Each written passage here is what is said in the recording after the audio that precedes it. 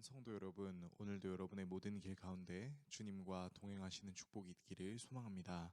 오늘 우리가 함께 묵상하실 하나님 말씀은 로마서 7장 1절에서 13절의 말씀입니다. 형제들아, 내가 법 아는 자들에게 말하노니 너희는 그 법이 사람이 살 동안만 그를 주관하는 줄 알지 못하느냐.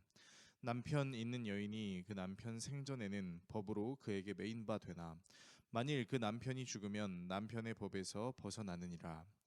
그러므로 만일 그 남편 생전에 다른 남자에게 가면 음녀라. 그러나 만일 남편이 죽으면 그 법에서 자유롭게 되나니 다른 남자에게 갈지라도 음녀가 되지 아니하느니라.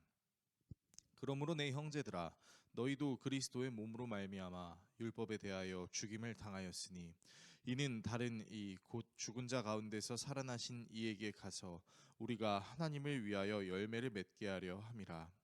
우리가 육신에 있을 때에는 율법으로 말미암는 죄의 정욕이 우리 지체 중에 역사하여 우리로 사망을 위하여 열매를 맺게 하였더니 이제는 우리가 얽매였던 것에 대하여 죽었으므로 율법에서 벗어났으니 이러므로 우리가 영의 새로운 것으로 섬길 것이요 율법 조문에 묵은 것으로 아니할지니라. 그런즉 우리가 무슨 말을 하리요? 율법이 죄냐? 그럴 수 없느니라. 율법으로 말미암지 않고는 내가 죄를 알지 못하였으니 곧 율법이 탐내지 말라 하지 아니하였더라면 내가 탐심을 알지 못하였으리라. 그러나 죄가 기회를 타서 계명으로 말미암아 내 속에서 온갖 탐심을 이루었나니 이는 율법이 없으면 죄가 죽은 것임이라. 전에 율법을 깨닫지 못했을 때에는 내가 살았더니 계명이 이름에 죄는 살아나고 나는 죽었도다. 생명에 이르게 할 그 계명이 내게 대하여 도리어 사망에 이르게 하는 것이 되었도다. 죄가 기회를 타서 계명으로 말미암아 나를 속이고 그것으로 나를 죽였는지라. 이로 보건대 율법은 거룩하고 계명도 거룩하고 의로우며 선하도다. 그런즉 선한 것이 내게 사망이 되었느냐? 그럴 수 없느니라. 오직 죄가 죄로 드러나기 위하여 선한 그것으로 말미암아 나를 죽게 만들었으니 이는 계명으로 말미암아 죄로 심히 죄 되게 하려 함이라. 아멘. 바울은 당시 로마법에 있는 혼인에 대한 내용을 비유로 율법과 죄에 대해 설명하는데요. 당시 로마의 법에는 남편이 살아있는 동안에는 남편의 성을 받고 남편의 지위와 동등해지는 법이 있었습니다. 그리고 이 남편이 죽게 되면 남편의 성과 지위로부터 자유해질 수 있었습니다. 그래서 남편이 죽기 전에 다른 남자에게 가면 가늠한 여인이라는 말을 듣게 되는 것입니다. 바울은 이런 로마법의 내용을 통해 율법과 사람의 관계를 설명하려고 하는데요.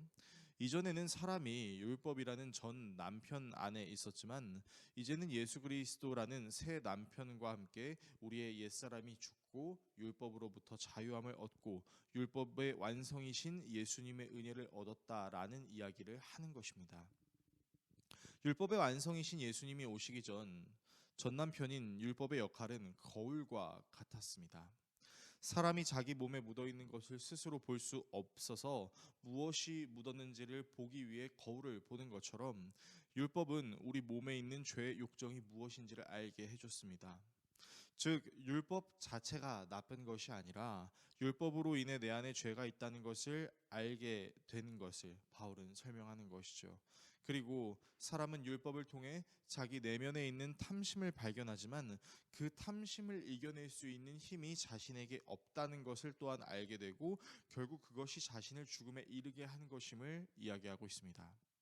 그래서 바울은 율법 자체가 죄가 아니라 사실은 율법은 거룩하고 선한 것이며 그것이 죄를 드러나게는 했지만 그 죄가 나를 사망에 이르게 한다라고 설명하며 진정한 구원은 전 남편인 율법이 우리에게 주는 것이 아닌 새로운 남편인 예수 그리스도가 우리에게 주는 것이며 예수님이라는 새로운 남편과 만나기 전에는 그저 율법이라는 전 남편을 지키느냐 마느냐로 우리의 구원의 문제를 결정하려고 했다면 이제는 새로운 남편 되시는 예수님을 통해 우리의 구원의 문제가 해결된다라는 것을 바울은 설명하고 있는 것입니다. 오늘의 말씀을 우리의 삶에 어떻게 적용해야 할까요?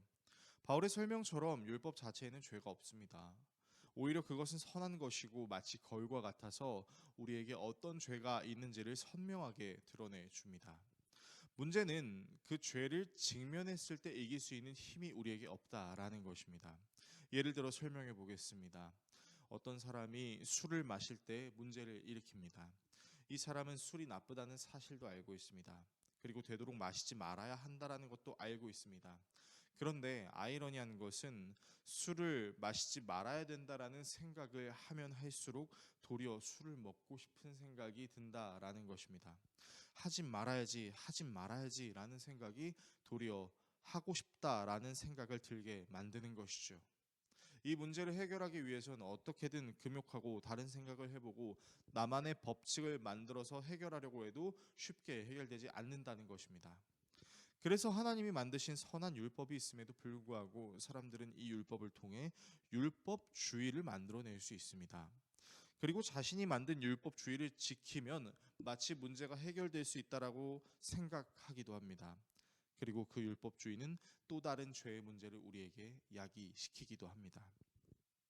그러나 우리의 새로운 남편 되시는 예수님은 전 남편인 율법이랑은 다릅니다. 율법은 우리에게 죄가 있다는 것을 드러냈다면 새로운 남편이신 예수님은 이 죄의 문제를 자신에게 상달하심으로 해결하셨습니다.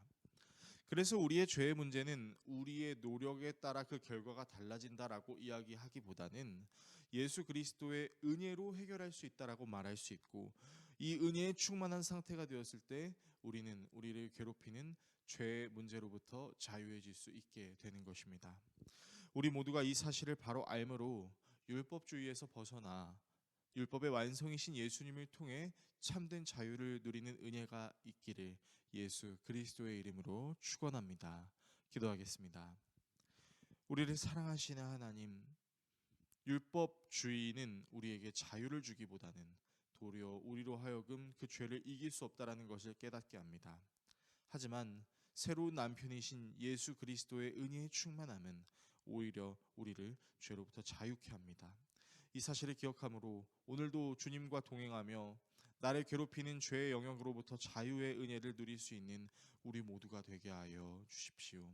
예수 그리스도의 이름으로 기도합니다. 아멘.